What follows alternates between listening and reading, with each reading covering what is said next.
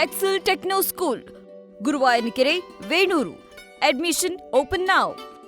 ಅದನ್ನು ಮಾತ್ರ ಇಲ್ಲಿ ಮಾತಾಡೋದಕ್ಕೆ ಇಷ್ಟಪಡ್ತೀನಿ. ಓಕೆನಾ? 26ನೇ ತಾರೀಕು ನನ್ನ ವಿರುದ್ಧ ಆಲ್ರೆಡಿ ಮೀಡಿಯಾದಲ್ಲಿ ಬಂದಿದೆ ಯಾವ್ಯಾವ ರೀತಿ ಅಂತ.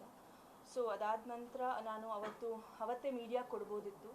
ಸರ್, ಒಂದು ಹೇಳ್ತೀನಿ, ಒಂದು ಹೆಣ್ಮಗು ಓಡಿಸ್ಕೊಂಡಾಗ ನಮ್ಮ ಹತ್ರ ಎಲ್ಲ ರೀತಿ ಎವಿಡೆನ್ಸ್ ಇತ್ತು. ಅವತ್ತು ಕೊಟ್ಟಿದ್ದಿದ್ರೆ ಅಯ್ಯೋ ಪಾಪ ಕಾವ್ಯ ಅಂತ ಹೇಳ್ತಿದ್ರು ಆ್ಯಂಡ್ ಅದು ಸ್ಟ್ರಾಂಗ್ ಆಗ್ತಾ ಇರಲಿಲ್ಲ ಕೇಸು. ಸೊ ನಮ್ಮ ಲಾಯರ್ ಹೇಳಿದರು, ಇದು ಯಾವುದೇ ಎವಿಡೆನ್ಸ್ ನೀವು ಎಲ್ಲ ಕಡೆ ಬಿಡೋಂಗಿಲ್ಲ ಅಂತ ಹೇಳಿದರು. ಸೊ ಇವ್ರ ಮಾತಿಂದ ನಾವು ಏನೂ ಅದನ್ನು ಸ್ಪ್ರೆಡ್ ಮಾಡಲಿಲ್ಲ, ಬಿಕಾಸ್ ನನಗೆ ಕಾನೂನು ಪ್ರಕಾರನೇ ಹೋಗಬೇಕಾಗಿತ್ತು.